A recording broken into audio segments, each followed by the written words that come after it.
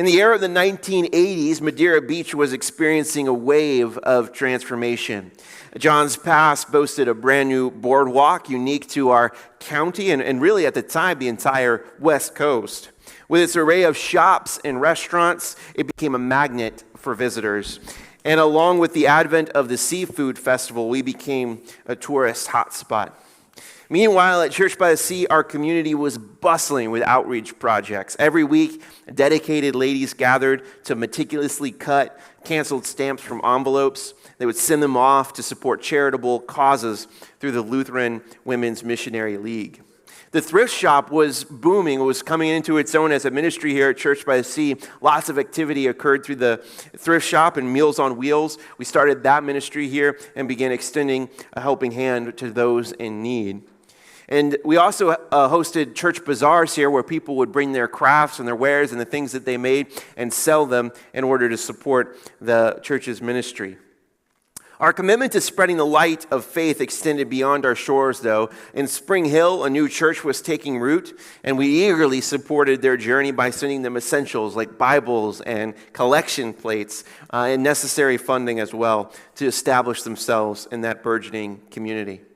Dr. Pickens ventured to Korea alongside local missionary Barry Flitcroft, answering the call to serve at a school for the blind.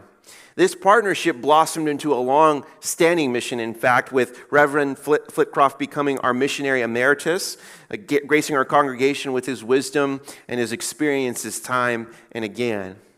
You know, as we look back on those transformative years, we also see sort of the formation of our Garden of the Good Shepherd, where we have our columbariums out there and some plaques to remember those who have gone before us. I actually learned from putting this together and from reading what the committee put together that we actually got this imported. The statue of the Good Shepherd that's out there was imported from Italy. So that's a little fun fact for you.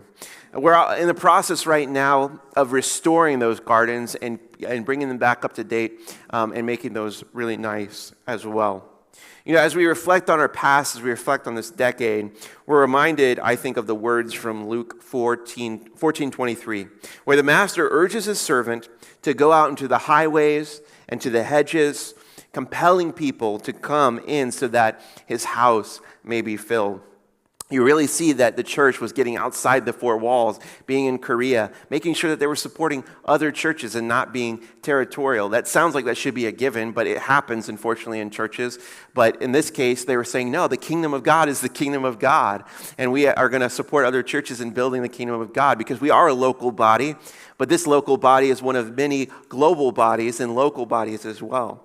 And so they acknowledge that, understanding that the important thing is to invite people into the family of God, to get out there and let people know what's going on. And so I think this verse encapsulates the spirit of our church in the 80s, that we had an open invitation to our community, but not just our community, beyond this open invitation of hospitality, of love, so that we could reach out to the corners of this community and beyond.